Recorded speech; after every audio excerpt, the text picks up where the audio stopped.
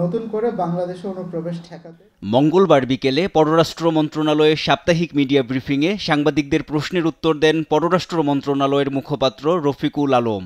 জানান, ঢাকায় পোল্যান্ডের দূতাবাস চালুর বিষয়ে আলোচনা চলছে। শেখ হাসিনাকে ভারত থেকে ফেরানোর চিঠির বিষয়ে তিনি জানান, ভারত থেকে এখনও চিঠির জবাব আসেনি, উত্তর এলে পরবর্তী পদক্ষেপ নেবে সরকার। গতকালকে এই কূটনৈতিক পত্রটা হস্তান্তর করা হয়েছে এবং এখন পর্যন্ত আমাদের জানা মতে সরকারি চ্যানেলে আমরা কোনো উত্তর পাইনি। আপনি যেটার কথা বলেছেন এগুলা মিডিয়াতে এসেছে, স্পেকুলেটিভ। এই মুহূর্তে এটা নিয়ে কোনো মন্তব্য আমরা করব না, বরঞ্চ আমরা অপেক্ষা করব ভারত সরকারের উত্তরের জন্য।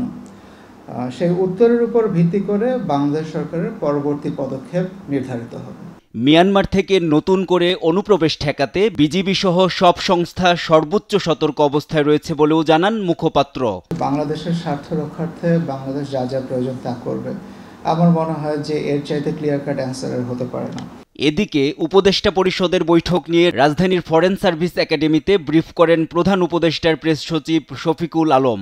জানান, বঞ্চিত ৭৬৪ কর্মকর্তাকে পদায়নের সিদ্ধান্ত নিয়েছে সরকার। এর মধ্যে ১১৯ জন সচিব, ৪১ জন গ্রেড 1 এবং বাকিরা যুগ্ম সচিব ও উপসচিব পদে পদায়ন হবেন। ১১৯ জনকে সচিব পদে,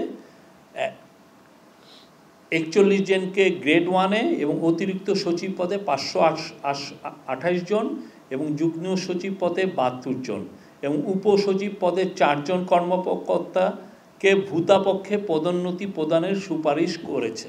প্রশ্নের জবাবে তিনি জানান, শেখ হাসিনার দুর্নীতির বিচার সরকারের অগ্রাধিকার। চোরতন্ত্র প্রতিষ্ঠায় তার সহযোগীদেরও মুখোশ উন্মোচন করা অন্তর্বর্তী সরকারের দায়িত্ব।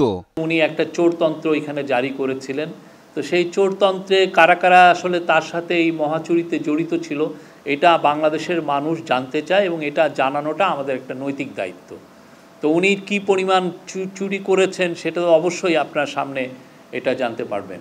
আর আপনার কি পরিমাণ বাংলাদেশের থেকে মানি চলে গেছে এবং এটা শুধু বাংলাদেশের মানুষের টাকা, সেটা হচ্ছে যে তার একটা ধারণা কিন্তু হোয়াইট পেপার দিয়েছে।